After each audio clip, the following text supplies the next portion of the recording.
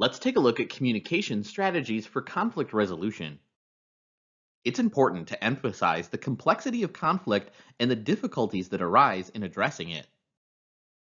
There's no universal remedy or simple path, except for a few newsstand-type books that claim to provide quick cures to conflict. Only a few sources give practical techniques for resolution.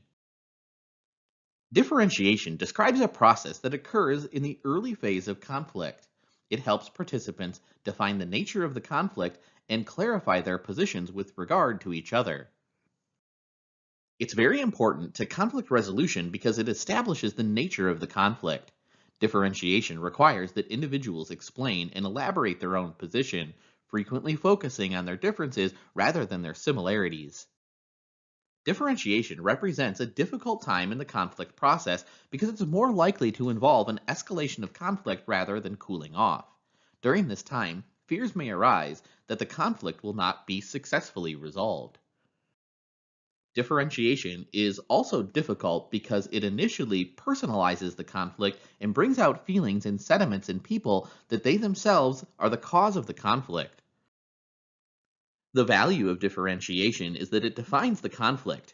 Being aware of these programs often focuses the conflict, gives credence to both parties' interests in the issue that's in conflict, and, in essence, depersonalizes the conflict.